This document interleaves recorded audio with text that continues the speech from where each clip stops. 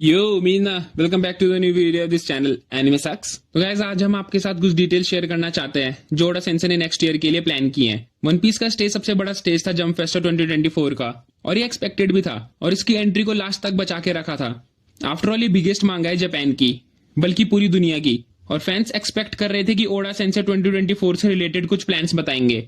और at the end Oda sensei ने Egghead island के बाद नए आइलैंड की अनाउंसमेंट की है, और इसी के साथ और भी कई बड़े प्रोजेक्ट्स के बारे में बात की है। So without wasting any time, let's get started.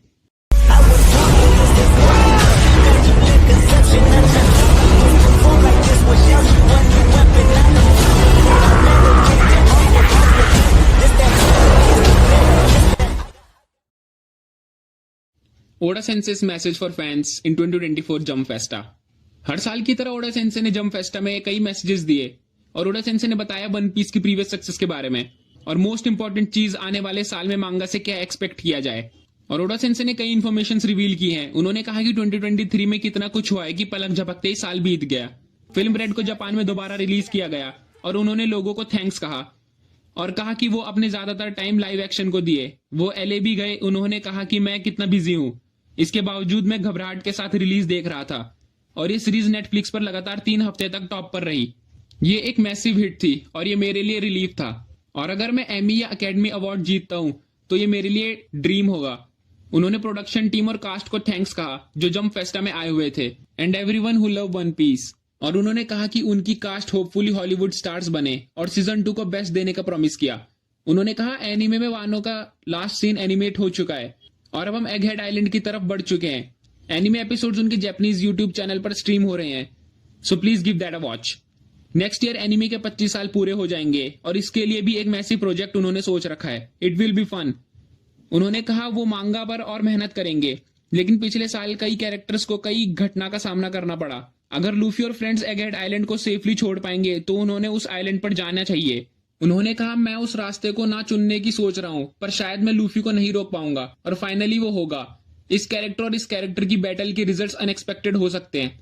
अगले साल वन पीस एनिमी की 25th एनिवर्सरी के साथ मैं होप करूंगा कि आप मेरे साथ हो। So these are the words Oda sensei used in his speech. और अब बात करते हैं न्यू आर्क की after Egghead island. Oda sensei के मैसेज को एक बार ही सुनने के बाद ये तो क्लियर है कि फाइनल सागा का पहला आर्क 2024 में एंड होने वाला है, और प्रोबेबली नेक्स्ट न्यू ईयर के टाइम तक एगहेड आइलैंड रैप हो जाएगा। ओडा सेंसेई ने यह भी कहा कि एगहेड आइलैंड से स्केप मारने के बाद स्ट्रॉ हैट्स उस आइलैंड पर जाएंगे। उन्होंने नेम नहीं लिया उस आइलैंड का। हाउएवर उन्हें ये मेंशन करने की जरूरत भी नहीं है, क्योंकि स्टोरी में ऑलरेडी मेंशन किया है कि स्ट्रॉ हैट्स एल्बाफ जाएंगे as soon as they manage to escape. और इसके लिए फैंस बहुत एक्साइटेड हैं। आखिरकार एल्बाफ के बारे में लिटिल गार्डन आर्क में ही बता दिया गया था, और इस बात को भी कई साल बीत चुके हैं, और फैंस बहुत टाइम से इस आर्क का वेट कर रहे थे, और 2024 में आखिरकार ये शुरू होगा। हाउएवर स्ट्रॉ हैट्स के लिए एक ऑल्टरनेट पाथ भी है। दिलचस्पी की बात तो यह है कि ओडा सेंसेई ने स्ट्रॉ हैट्स के लिए एक ऑल्टरनेट पाथ भी सोच रखा है। ओडा सेंसेई जनरली इन डिटेल्स को जंप फेस्टा में मेंशन नहीं करते, और उन्होंने किया। इसका मतलब स्ट्रॉ हैट्स के लिए और भी वेज हैं आगे बढ़ने के लिए। That means straw Hats Elbaf ना जाकर कहीं और जा सकते हैं, और साथ ही ओडा सेंसेई ने कहा है कि वो शायद लूफी को ना रोक पाए। ये बात फैंस को थोड़ा कंफ्यूज कर सकती है। ओडा सेंसेई ने क्लियर कर रखा है कि उनके कैरेक्टर्स की खुद की फ्री विल है। फॉर एग्जाम्पल लूफी को ऐसा बनाया गया है कि फैंस बता सकते हैं कि वो आगे क्या डिसीजन लेने वाला है। अगर ओडा सेंसेई फोर्स करते हैं लूफी को डिसीजन लेने में तो स्टोरी खराब हो जाएगी। प्रोबेबली जो ऑल्टरनेट पाथ ओडा सेंसेई के पास है उसमें लूफी एग्री नहीं करेगा, और इस केस में ओडा सेंसेई उसे रोक नहीं पाएंगे एल्बाफ में पार्ट लेने से। This is interesting, right? और इससे पता चलता है कि ओडा सेंसेई ने अपने कैरेक्टर्स को बनाने में कितना ध्यान दिया है। A big battle in 2024। और लास्ट में ओडा सेंसेई ने 2024 में होने वाली एक बड़ी बैटल के बारे में भी कुछ कहा है। ओडा सेंसेई ने कहा है कि फाइनली ये 2 कैरेक्टर्स लड़ेंगे। इसका मतलब ये बैटल को पहले भी थोड़ा छेड़ा जा चुका है। अगर अगले आइलैंड के बारे में सोचे जिसमें स्ट्रॉ हैट्स जाएंगे 2024 में, तो दिमाग में 3 कैरेक्टर्स आते हैं। एक कैरेक्टर जो स्ट्रॉ हैट को एल्बाफ में मिलेगा वो कोई भी हो सकता है, और बाकी 2 शैंक्स या ब्लैक बियर्ड। और चांसेस है कि लूफी और शैंक्स का मीटअप हो सकता है फाइनली ये दोनों 2024 में बैटल करें, और वो भी एल्बाफ में। और फैंस जानते हैं कि शैंक्स इस टेरिटरी को प्रोटेक्ट करता है, और किड इस टेरिटरी के आसपास एक भयानक फेट का सामना कर चुका है। नाउ लूफी का इस आइलैंड की तरफ आना हो सकता है कि इन दोनों कैरेक्टर्स का मीटअप हो। ओडा सेंसेई ब्लैक बियर्ड और शैंक्स के क्लैश की बात कर रहे हो, क्या पता ये भी हो सकता है।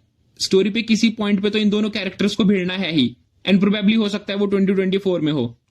चाहे कुछ भी हो, 2024 में सारे वन पीस फैंस के लिए एक्साइटिंग होगा। और इस हफ्ते चैप्टर 1102 ब्रेक पे है, तो ये चैप्टर दिसंबर 25 को रिलीज होने वाला है। सो नाउ जितनी डिटेल्स मुझे मिली मैंने आपको बता दी। And that is it all for today, and मिलते हैं नेक्स्ट वीडियो में। Till then bye bye. भाई आशीष यार बचा ले यार भाई, प्लीज यार मेरे से गिलास टूट गया गलती से भाई, प्लीज यार मम्मी मेरे को बहुत डांटेगी, तू छोटा है तुझे कुछ नहीं बोलेगी, प्लीज बचा दे यार।